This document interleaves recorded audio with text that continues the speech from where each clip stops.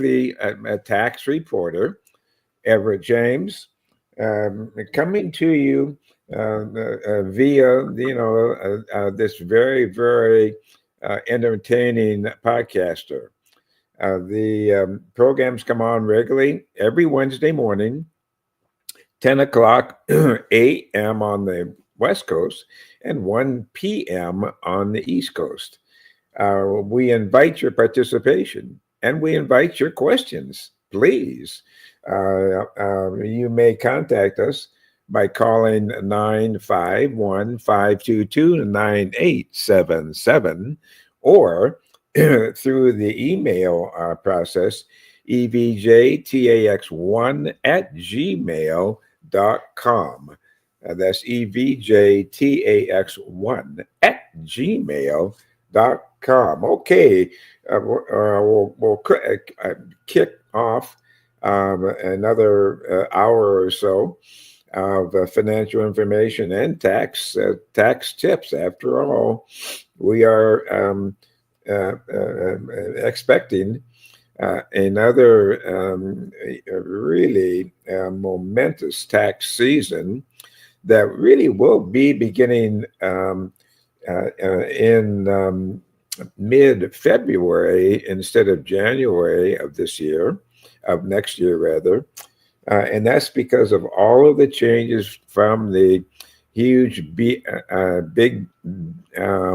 beautiful bill that was passed on July 4th and signed by our President Donald Trump. And it's abbreviated with one big beautiful bill. To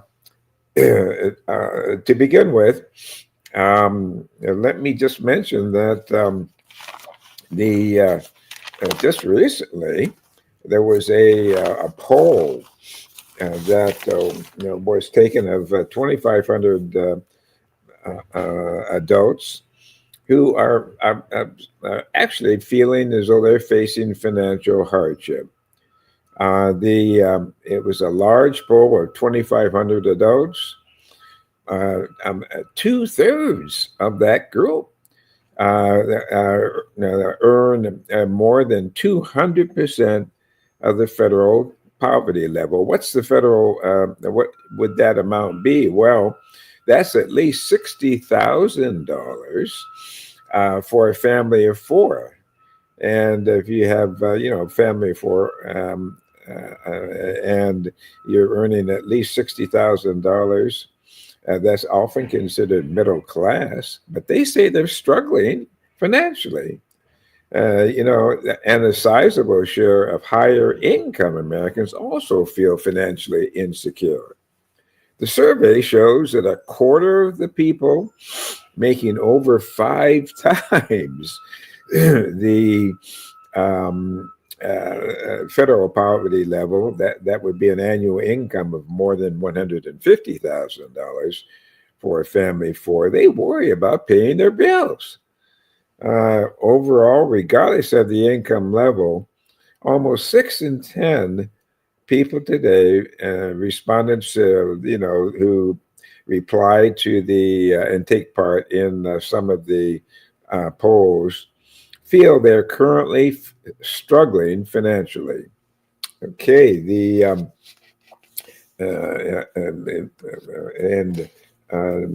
it hits everybody, particularly it's not just in wages, but it's increased pricing. Particularly, in various areas of fast foods,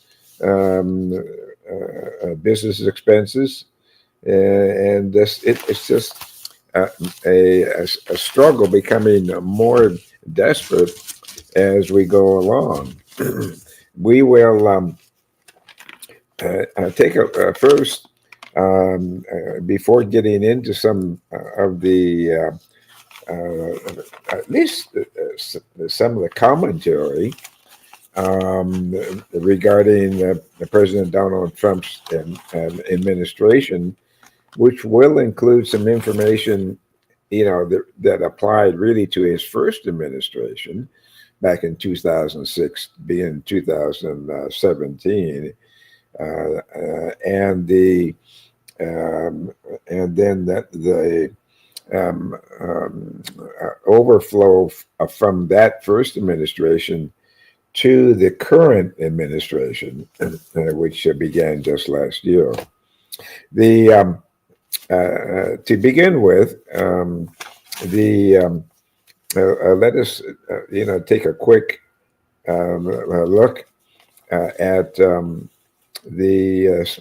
situation nationally affecting Social Security and Medicare. That their clocks, their financial clocks, are ticking down to depletion in 2023. The funds are not in immediate danger, but according to the annual report of the Board of Trustees, the Old Age and Survivors Insurance Trust Fund, the key part of Social Security, they can pay 100% of the benefits, but guess what, folks? They can only guarantee 100% of the benefits only until 8 years from now, 2033. After that, the fund's reserves will become depleted, and they'll only be able to pay 77% of scheduled benefits. It's similar for the Hospital Insurance Trust Fund or Medicare Part A, which pays for inpatient hospital and other care. It also can pay 100% of benefits only until 2033, after which it will only be able to pay only 89% of benefits. Wow, that crash is coming, and it's inevitable. The Congress and our leaders have been really irresponsible for passing a windfall elimination provision and government pension offset. That goosed or increased checks for retired government workers while damaging Social Security's soundness. Well, they were warned. There's no money to give even greater benefits to public employee workers without real reform. Social Security is like a family paying off credit card debts by going on a New Year's vacation cruise. A crash is inevitable. And out here in California, in the legislature, the only California representative to oppose the so-called Social Security Fairness Act was Republican Representative Tom McClintock. All the others voted to pour gasoline onto the fire, including Republicans like Representative Ken Calvert and Young Kim. And as Bosia and co-author Yvonne Nakabia noted in a brief about Social Security, in a free society, individuals are best equipped to provide for their own retirement savings with charities, congregations, family, friends, and other voluntary sources. But we should not really be relying on forced government redistribution. To stabilize the system, some recommend replacing government administration of Medicare with empowering consumers to shop for different plans. For Social Security, the suggestion has been made the retirement age should be raised and benefit growth slowed down for high earners. Unfortunately, such reforms remain the third rail of American politics, meaning if you touch them, you die politically. Americans on the left and right seemingly believe they can and should have big government welfareism, but not have to pay for it. With reforms stalled, as long as both parties insisting on pretending nothing is wrong here, Americans should shore up the 401ks and other retirement plans. Okay, with that, we will uh, jump in to what has been planned. And we're looking at two Trump administrations, the one that began in 2017 after the 2016 election, and then the one that just did begin last year. The under the former Trump administration, the American economy experienced periods of both significant growth and unprecedented disruption from the COVID-19 pandemic. Now, many supporters, credit his policies for historic lows in unemployment during that time and rising wages for blue-collar and low-income workers, particularly before the pandemic hit. However, critics argue that many positive trends were a continuation of the previous administration, while its policies, such as deregulation and tariffs, undermined worker protections and created economic uncertainty. So, while there may have been historic low unemployment before the pandemic, and particularly lows in unemployment among African Americans, Hispanic Americans, and people without a high school diploma. Granted that was before the pandemic.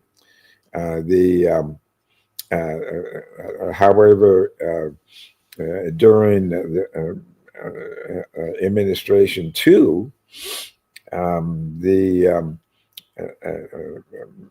Mr. Trump's policies that have been summarized as deregulation and tariffs, they tended to undermine worker protections and create economic uncertainty.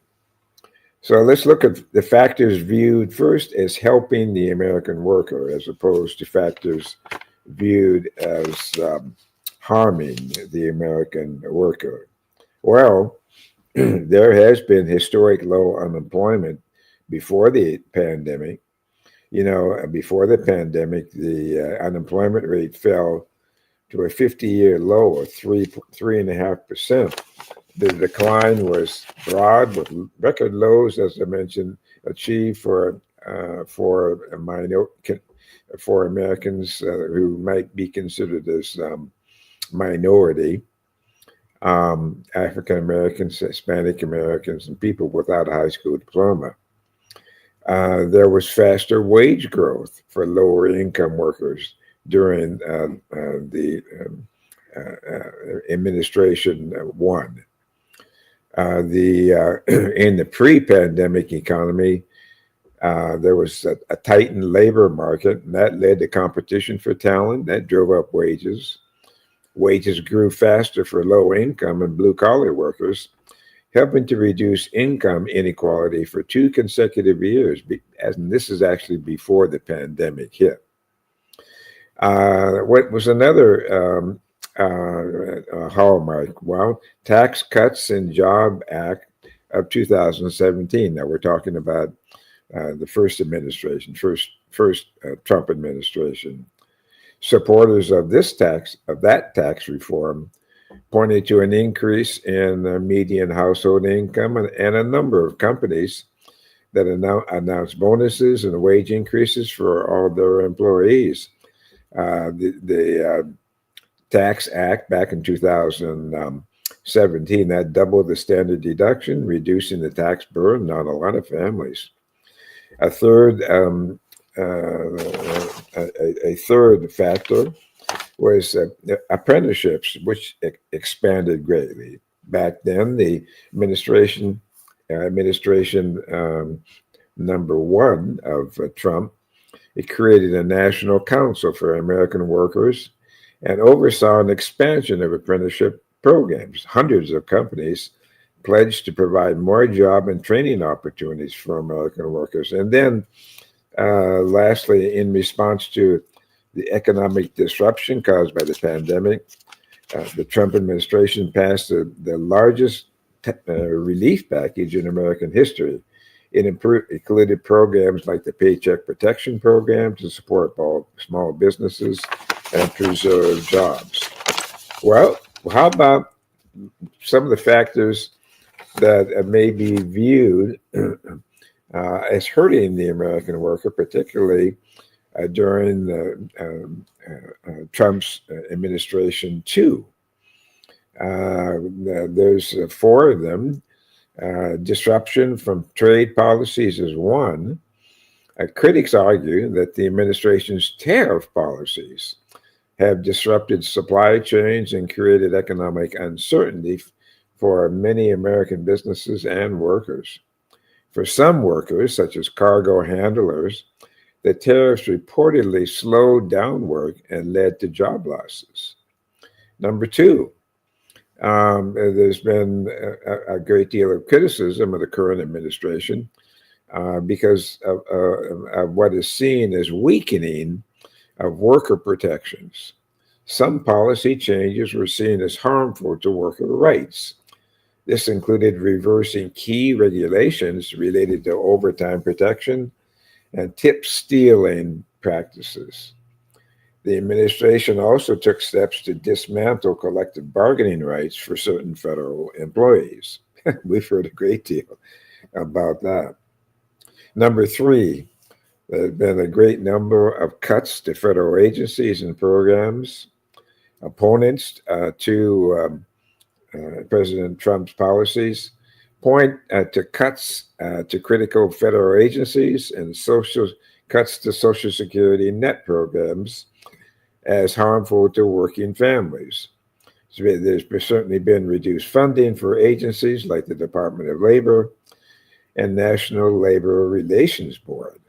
All those things have been viewed as weakening worker protections. And then four, inconsistent and uncertain immigration policies. Well, the policies regarding immigration created all kinds of, and this includes the tariff policies, but it created all kinds of uncertainty for the workforce, particularly in industries that rely on immigrant labor. There's been threats of mass and actual actions taken to undertake mass deportations, and that could introduce damaging bottlenecks in certain sectors and increase the cost of consumer goods, particularly food. So if you look at Trump's first years, his economy was partially derailed by the COVID-19 pandemic. Though that the administration then passed out those relief packages, the crisis temporarily wiped out many of the job and income gains experienced during his first administration. So the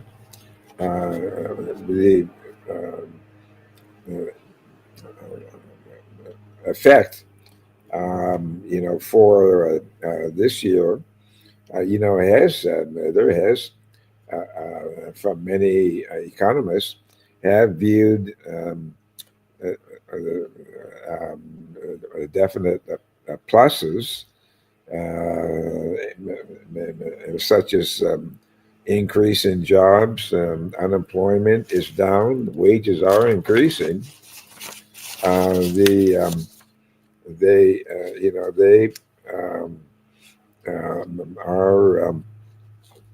increasing, but the problem is there's a lot of uncertainty. He has this during, as I mentioned, the first administration, he did have a booming economy, and has thus far kept inflation down. Um, there has been concern, however, that more than 139,000 good jobs were added to the private sector just as last May. And this was really largely pushed by the American First policy, because most of the beneficiaries of those jobs were American-born workers. His America First agenda is making its mark on the American economy. There has been explosive private sector growth. There's been job gains and wage increases for a lot of American workers. As I mentioned, the U.S. added 139,000 jobs. That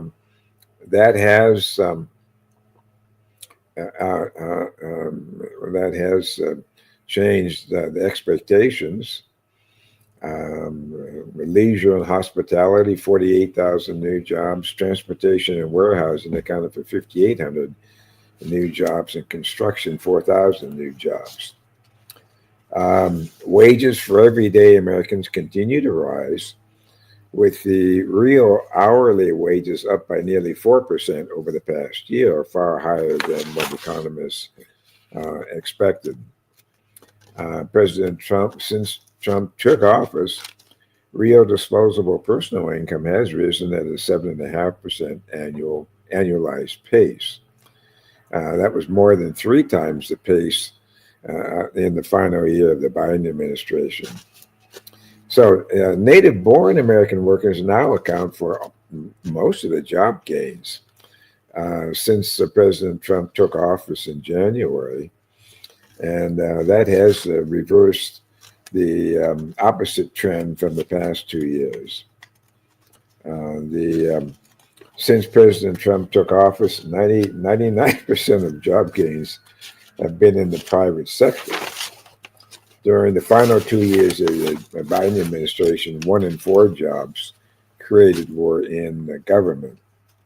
So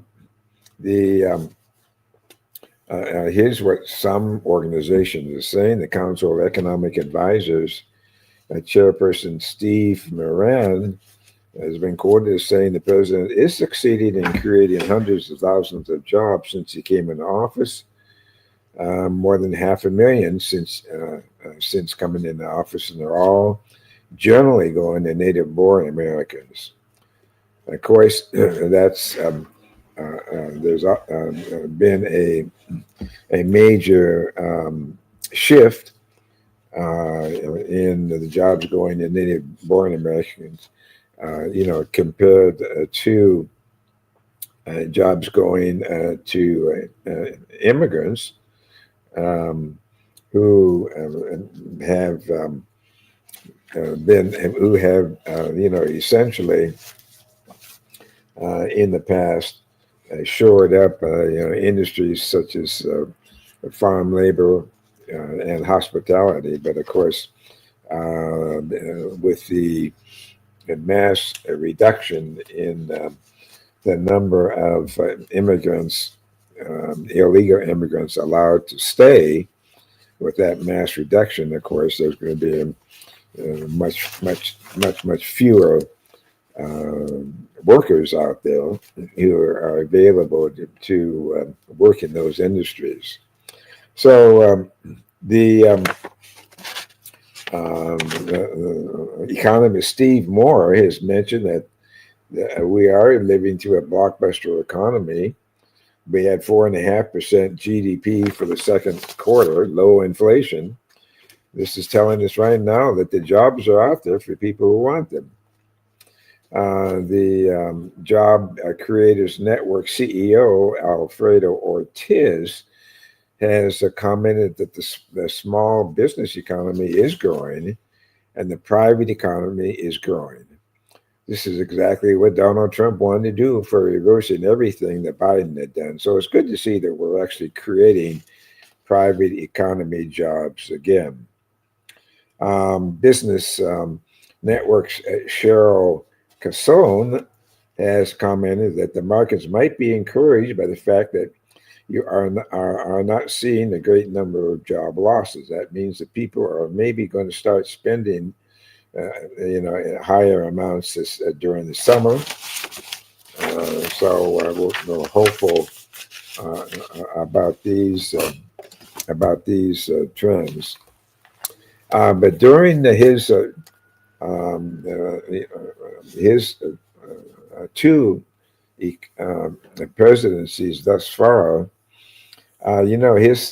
his policies have really had a mixed impact, and the analysis really uh, differs on the overall effects of his tax labor initiatives. Some economic data from his first term showed trends for workers, but recent analysis covering his second term policies are contributing to a somewhat weakened labor market, higher cost to consumers, and reduced protections for workers. Let's take a look at some of the specific things, such as uh, um, the Tax Cuts and Job Act that was passed in 2017. That did cut the rates and temporarily did reduce individual tax rates. Supporters have argued that the tax cuts stimulated the economy, leading to lower unemployment and increased median household income during the COVID pandemic. But critics contend that the TCJA of 2017, the Tax Cuts and Job Act, dis, disproportionately benefited corporations and the wealthy. And there has been observations that the two tax laws, both the 2017 tax law and the 2025 big, beautiful tax bill, um, both of them disproportionately benefited corporations and the wealthy, and as to show that the individual tax cuts, for the middle class, um, are really the individual cuts, for the middle class are really set to expire, while the corporate tax rates and for the upper class, they were made permanent. There's been a lot of criticism about the current trade policy and tariffs. These tariffs that were imposed on goods from Mexico, China, and the European Union, they were designed to protect American manufacturers, but that has led to a mix of outcomes. By acting as a consumption tax, that has really led to higher consumer prices. And let's face it, the tariffs have increased prices for everyday goods, and that has disproportionately, unfortunately, disproportionately affected the middle class and the working class. While there's some workers in import competing um, industries had some benefits, they were generally um, offset by job losses in sectors that relied on materials and exporting industries facing retaliatory tariffs. There has been the Trump administration has pursued broad deregulations That has tended, at least from his detractors, to have led to weakening the workplace safety, health, and wage protections. The administration has also been criticized for its workers' stance, they call it, and actions targeting organized labor. The So that has been an area that has been negative. The There crackdowns and mass deportations targeting immigrant workers have increased labor shortages in key sectors, such as childcare, construction, and hospitality. Those industries have suffered shortages because of the mass deportations. There's been some disruption to industry. Studies indicate that immigrant workers often complement native born workers, meaning that removing them from the country can create bottlenecks and increase prices. Recent analysis does point to a softening labor market, and indicated by falling and weakening retail sales and a drop in housing starts. In July, for example, just this couple of months ago, the economy added far fewer jobs than economists expected. Surveys also suggest that a majority of Americans feel the cost of living actually has worsened under Trump's second term, and many are concerned about a possible recession. The analysis, really do have to be applied to both of the administrations, both his first administration and the current administration. Has the U.S. economy improved under Trump? Well, FactCheck.org reported in November 2019 that then, of course, there was no question that the economy had been strong since Trump took office, but it was also strong before he took office. So,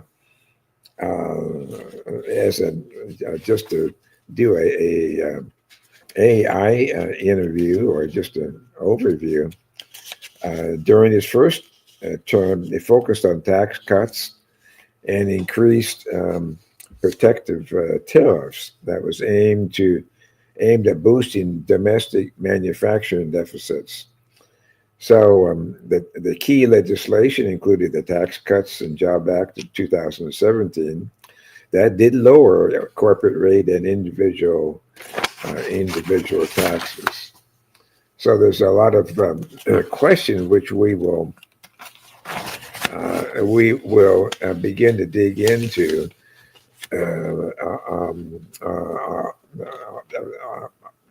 Hopefully, each of the following next few weeks, to take a look at questions such as: is this tariffs causing inflation? What negative and positive impact does laissez-faire have on the U.S. economy? How has his policies affected workers' lives? How long does it take for policy to affect the economy? Is the economy declining? What was Trump's justifications for tariffs? Are tariffs good or bad? So recent economic policies associated with Mr. Trump, whether first term or more recently this second term, they have a huge impact on American workers. Analysis shows both intended benefits of the tax cuts that were passed. They did spur growth, but they also did create some negative consequences, including job losses from trade wars and erosion of worker protections. So, but the general, overall view now is that the economy is not generally declining. It has experienced a slowdown during the first quarter of 2025, but it did rebound with 3.3% growth in the second quarter, according to the Bureau of Economic Analysis. And that did indicate an overall growth trajectory rather than a decline. So while some economic indicators do show a slowdown, the official GDP demonstrates the economy is expanding. During and since his presidency, Trump's economic policies appear to continue to create intense debate regarding their impact on the American worker. And of course, what we would be looking at is how the tax cuts from the one big beautiful bill that just got passed and deregulation, how they affected the man in the street and the worker of the country, how they impacted their economic lives. And we will be taking a look at critics who do say that during the second administration, Trump has been certainly largely responsible for some trends that have tended to undermine wages and job security. So there's a lot of different views and analysis on how Trump's policies have affected the American working class. As I say, while proponents often point to tax cuts and low pre-pandemic unemployment rates, that's back in the past administration, critics cite tariff-related job losses and deregulation that undermine worker protections. Different organizations, economists hold conflicting views on how his policies have affected the American working class. The perspective on his policy really depends on which economic metrics are prioritized, as well as specific policies of broader economic trends, how they have come about. What are some of the arguments supporting benefits for the working class? Well, some sources argue that Trump-era policies are benefiting working class Americans through a combination of tax changes, deregulation, and targeted trade actions. So that's some of the arguments. Before the COVID pandemic, the economy experienced historically low unemployment rates, as I mentioned before, including for what I consider to be minorities. And supporters credited Trump policies such as deregulation with fostering robust job markets. Some reports indicated that wages for low-income and blue-collar workers grew faster than other groups during his first term. The White House archives claim that over 6 million workers received bonuses or wage increases following the 2017 tax cuts. As far as deregulation is concerned, they admittedly have aggressively rolled back regulations across a lot of sectors. Supporters argue that this reduced costs for businesses, which in turn led to job growth and higher wages. What are some of the arguments suggesting harm to the working class? Well, conversely, Critics and some economists argue that many of his policies, particularly tax cuts for corporations and trade tariffs, ultimately, unfortunately, harmed the working class and exacerbated the situation. A 2024 analysis found little evidence that corporate tax cuts actually increase investments or wages for most workers. Proposed extension of those tax cuts would disproportionately benefit the wealthiest households. The trade war, which included widespread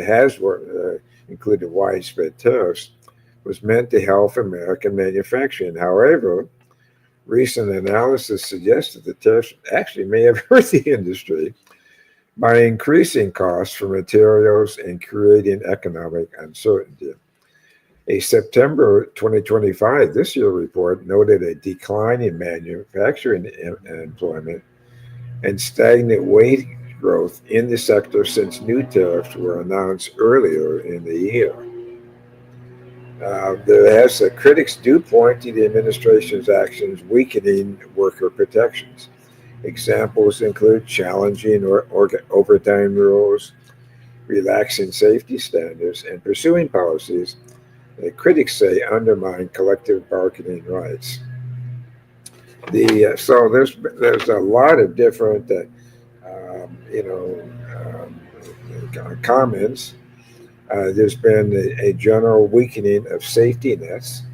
The budget has that is about to be put forth has included deep cuts to social safety networks like Medicaid and the SNAP program, Supplemental Nutrition Assistance Program, that primarily benefits low-income families.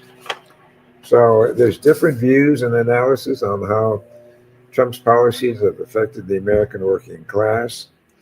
While the proponents often point to tax cuts and low pre-pandemic employment rates, critics often cite recent tariff-related job losses and deregulation that undermined worker protection. So again, I'll repeat that while proponents of his policies point to tax cuts and low pre-pandemic unemployment rates, critics often cite tariff-related job losses and deregulation that undermined our worker protections. Some of the supporters highlighted, policies and outcomes during his first term, 2017 through 2021, and then the potential effects of proposed new policies.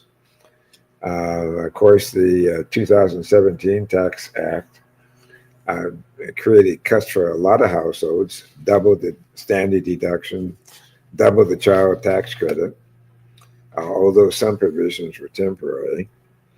Prior to the COVID-19 pandemic, income for middle and lower income families grew significantly. In 2019, middle-class family income increased by nearly $6,000.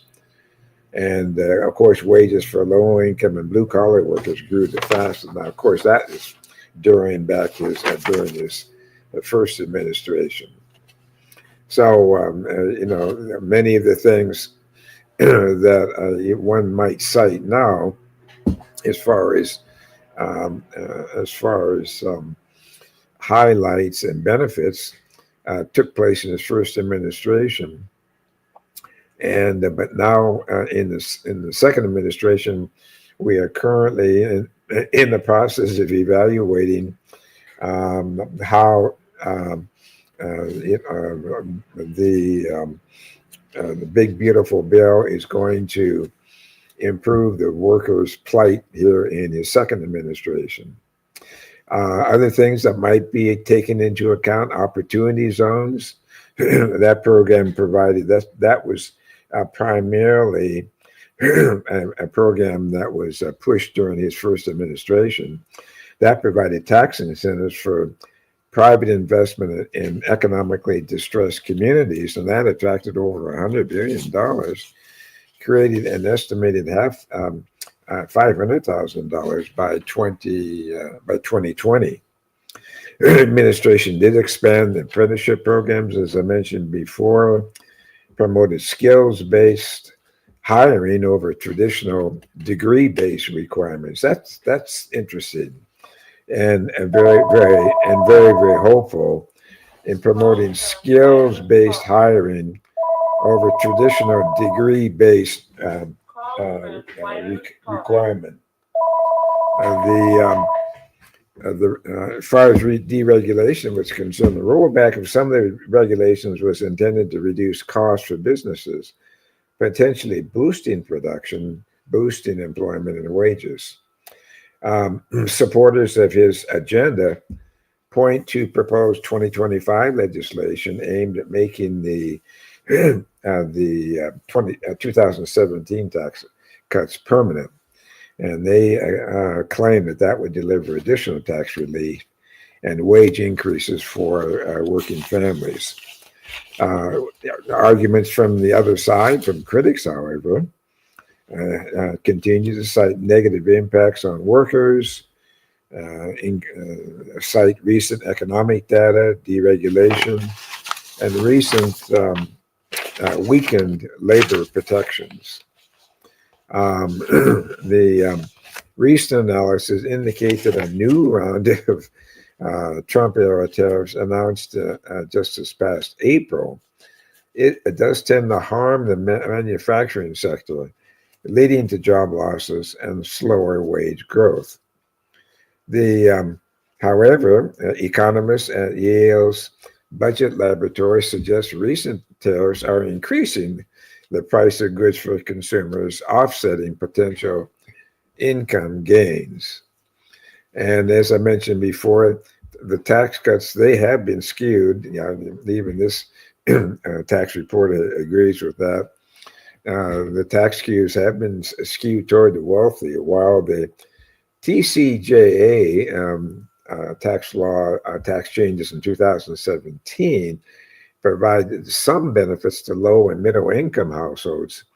Independent analysis does show that a majority of the tax cuts ultimately went to the wealthy and larger corporations.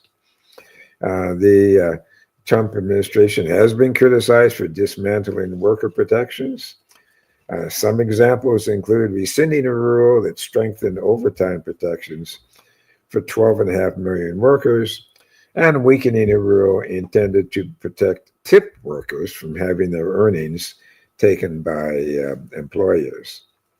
Some have criticized the administration's actions, some as being anti-union actions, pointing to the reversal of collective bargaining agreements for some federal workers and statements opposing unionization. Combined with spending cuts, some budget proposals suggest lower income households could be left worse off as tax cuts are funded by reductions in Social Security or social safety net programs. So different analysis, including recent 2025 reports from organizations with different perspectives, present conflicting data and interpretation regarding the overall economic impact on working class Americans. Some figures highlighted by Republican sources may reflect projections from proposed new legislation, while figures cited by critics may refer to outcomes during Trump's previous term or to more recent economic changes. So what we will do, what this reporter will do is we'll continue to report both arguments from the proponents of President Trump as well as the detractors. Some more news here that might increase the critics, the strength of the critics' arguments. manufacturers in the United States are cutting thousands of jobs, even as President Trump is still pushing economic policies that he says will revitalize the industry. And I'm sure that may certainly be true, particularly in his push to getting companies to locate their factories in the United States, and hoping to bring back U.S. U.S. produced goods as opposed to buying the goods from abroad. The Nonpartisan Policy Institutes has indicated that the recent decline in his new tariffs, hardline stance on immigration, may have been brought about by his hardline stance on it, on deportations. There has been a reduction in renewable energy availability, and as you may have heard, for those who have been interested, in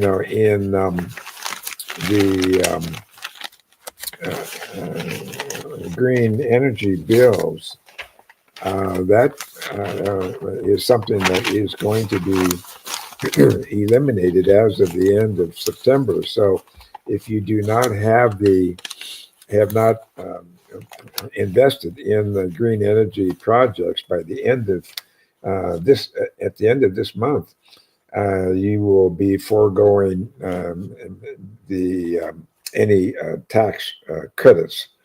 And as I say, the deadline is being invested by the end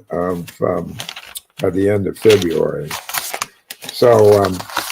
So there's been a lot written about the harm that could result from the one OBBB, the one big beautiful bill. The thing with this is that was passed, and however that did provide many tax benefits, even though it did, from analysis, did favor the wealthy and the upper incomes in the country. But there is a question about whether adding trillions of dollars to the deficit during this time of high pressure price increases and making cuts to social safety nets that help cushion the economy during downturn would likely undermine economic stability. There is the projection that if the country does enter a recession and demand from private sector does drop, deficit finance spending is going to be used more and more to fill the void. Conversely, policymakers should rein in deficits, however, to prevent that from occurring. Last year, the economy grew at a healthy rate, although President Trump's counterproductive trade policies have threatened to reverse this trend. The nation's unemployment rate has so far remained stable around 4.2%.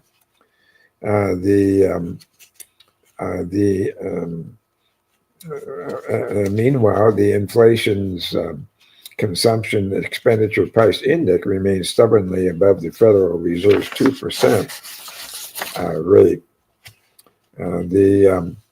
So despite the campaign against fiscal excesses and inflationary policies of the Biden administration, The Republican one big beautiful bill does tend to pour some fuel on the fire by pumping trillions of more dollars into the economy when possibly they may not be needed.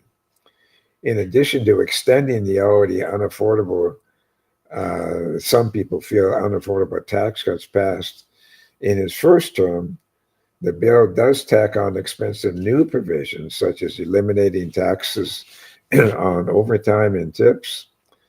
Many of these provisions are temporary, supercharging the short-term impact on the over the long haul.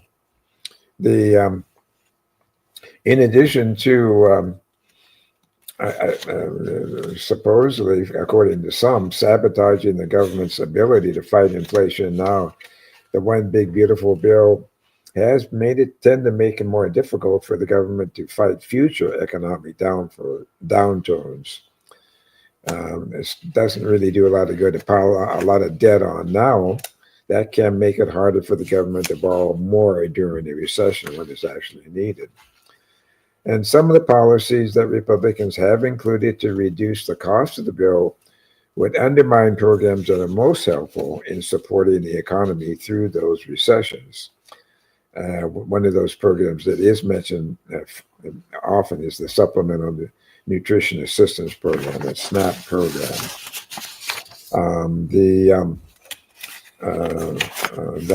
Those programs do need to be boosted. And so there is questions about the wisdom of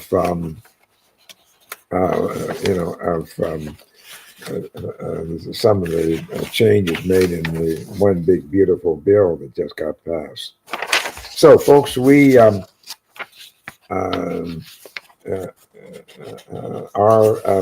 certainly in favor of the reductions in the federal government that we're seeing as wasteful and not needed, and reducing improper payments to some of the programs, major programs such as Medicaid, is an admirable goal. And it is interesting that a lot of states are legally not permitted to run budget deficits, which they have been doing because they've been running deficits, particularly California, for those folks who are residents of California, so much so that the Medicaid budget was underfunded because of the large number of immigrants without authorization to be in the country were placed on the rolls, and because Medicaid was extended to them despite their illegal status, so that many states have been suffering from deficits that this forced the state to have to go into methods of shoring up the budget of the state. And we will take a look at that tendency and that activity that is going on in the states, which is really putting a lot of residents behind the eight ball. So what we will do is, as you know, federal law generally restricts undocumented immigrants from federal public benefits, including Medicare, but there's so many states that have violated that rule. And the one big beautiful bill that got signed here last July it did reduce federal funding for emergency Medicaid for undocumented immigrants who would otherwise be ineligible due to their immigration status. Well, this reduction will now be based on the state's regular federal Medicaid matching rates. But there are a lot of workarounds that have been achieved by states by just using their own funds and then going out and borrowing money to cover folks who, as I said, who are technically, according to the federal law, not eligible. The eligibility for Medicaid or Medicaid or Medi-Cal in California, it does vary significantly by state, and it can depend on a lot of things like the age, pregnancy status, and income. What are some of the states offering coverage as of May 2025? States like California, Colorado, Minnesota, New York, Oregon, and Washington, plus Washington, D.C., have some form of state-funded health coverage for at least some income-eligible, quote, question, regardless of immigration status. States like California, Minnesota, Massachusetts, Maine, Colorado, and Oregon offer health insurance for adults regardless of immigration status, while Illinois and New York offer coverage specifically covering adults over 65. So there are some important points that we need to keep in mind, that there is such a thing as emergency Medicaid, and that covers undocumented immigrants. They still remain eligible for that emergency Medicaid, which covers necessary emergency care, including labor. And then there are such things as federally qualified health centers and free clinics. Some undocumented immigrants can also seek emergency care at federally qualified health centers. So, in conclusion, access to Medicaid benefits for undocumented immigrants in the United States, it's largely restricted at the federal level, but there are many states that have implemented programs, state funds to expand coverage to this population. Okay, folks, I think with that freewheeling program that we've presented, we will continue with our discussion of the Medicaid issues, and also continue the discussion of what the current Trump policies are either helping or harming the American worker. All right. Yeah. Thank you so much, my friend. Yeah. Very informative program. Really appreciate that. I have some information coming to you later on today or early tomorrow. Okay. What'd you say? Some information coming to you either later today or early tomorrow. Oh, wonderful. Thank you. Thank you, sir. All right, guys. If you like Ev, hey, like we all do, hey, check him out each and every Wednesday, 10 a.m. on the West Coast. That's 1 p.m. on the East and noon Central Time. And make sure you come back tonight. We've got a special guest on tonight. I have national recording artist Tess Lene. You guys don't want to miss it. And that's at 5:15 p.m. on the West Coast. What was his name again? Her name is Tess Lene. Oh, okay. Yeah, as in Tesla. Tesla Lene. All right. It's going to be wonderful. 5:15 p.m. on the West, 8:15 on the East, 7:15 Central. Enjoy your Wednesday and keep it locked right here on The Buzz.